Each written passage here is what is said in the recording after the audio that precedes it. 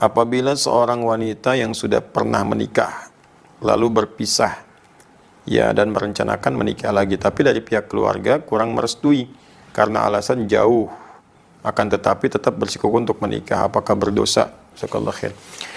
Kasus ini kalau kita lihat dalam Al-Quran, teman-teman buka Al-Quran surah Al-Baqarah ayat 232 ya, wa idza talaqtumuhunna ya fabalaghna ajalahunna fala ta'dhuluhunna an yankihna azwajahunna idza taradaw bainahum bil ma'ruf ya dzalika yu'adhu bihi man kana minkum yu'minu billahi wal yawmil akhir.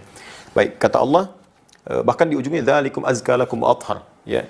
Nah, Allah menyampaikan jika seseorang laki-laki pernah mentalak perempuan ya, cerai di sini, suami istri bercerai. Nah, kemudian yang perempuan itu berniat ingin nikah lagi. Nah, dia punya calon pengen nikah lagi, tapi bukan karena cerai ini karena faktor orang ketiga, bukan. Kalau itu minta cerai karena alasan dari orang lain, itu dosa hukumnya. Ingat, orang perempuan yang minta cerai bukan pada hal yang dibenarkan oleh agama, tidak dibenarkan secara syariat, maka diharamkan baginya mencium bau surga. Hati-hati. Ya, jadi perempuan-perempuan hati-hati. Kecuali kalau syarat satu dibenarkan. Ya, kalau dari perempuan misalnya minta mengajukan khulu' karena perilaku laki-laki, misal, mohon maaf, dibuktikan secara meyakinkan menzolimi secara fisik, ya, bisa menyebabkan misalnya fisik terluka, bisa mengancam kepada nyawa, ya. Atau yang kedua, bisa mengancam kepada iman. Ada yang ke fisik, ada kepada iman. Pada iman itu dilarang sholat, disuruh minum minuman, disuruh mabuk, disuruh macam-macam yang buruk lah ya. Nah itu terancam itu dan tidak bisa dinasehati, tidak bisa difasilitasi, tidak bisa ditengahi. Maka boleh mengajukan khulu namanya ya untuk perpisahan. Nah, ada yang kedua kasus suami menceraikan istri karena alasan tertentu.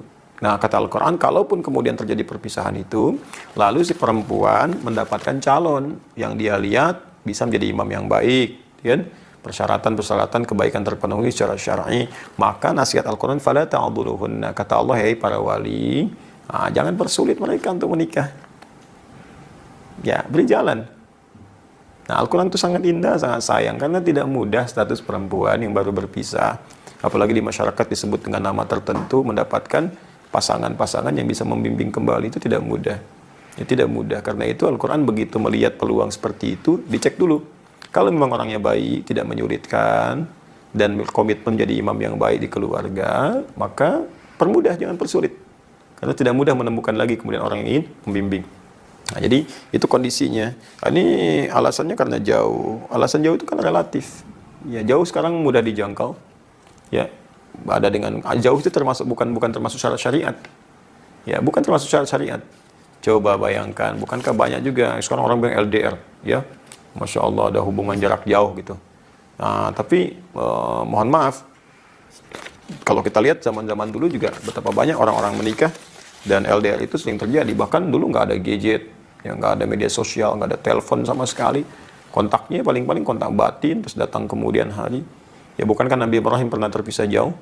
Ya, tapi bukan alasan kalau ada komitmen untuk datang, beliau di Palestina. Sayyidah Hajar dengan Ismail kemudian di Mekah, bisa ditengok, datang, ditengok, dilihat, kan perkembangan dan sebagainya. Ini komunikasi sekarang banyak. Jadi pastikan bahwa suami itu amanah, ya, kemudian juga bisa memberikan nafkah yang cukup, sifatnya terpercaya, ya, kemudian juga bisa melindungi, memberikan kasih sayang. Kalau itu terpenuhi, maka keluarga memudahkan. Saya kira begini, ini yang bertanya, kalau ini akhwatnya, jelaskan ke keluarga dengan baik. Jangan berkonflik, jelaskan, dan berikan keyakinan. Karena boleh jadi keluarga itu menolak bukan karena tidak menginginkan, boleh jadi dalam konteks ini ingin melindungi. Kadang-kadang kasih sayang itu kalau tidak dikomunikasikan dengan baik, ya jadi salah paham pada ujungnya dan salah penilaian. Ya, sama hal-hal yang kadang-kadang kita menulis di WA karena nggak ada ekspresi, ya keterimanya bisa lain. Maka jelaskan sepenuhnya, sampaikan bahwa alhamdulillah boleh jadi ini hikmahnya Allah kirimkan seorang pasangannya lebih baik. Dia perhatian, dia jujur, dan ini bukti-buktinya, keluarganya begini, kenali keluarga dulu, tanyakan. Nah, kalau memang baik, mohon ridhonya. Ya, kalau ada yang kurang, mohon tunjukkan supaya kami perbaiki sebelum menuju ke pernikahan. Itu lebih bagus. Ya, jadi daripada merajut konflik gitu yang tidak dibenarkan.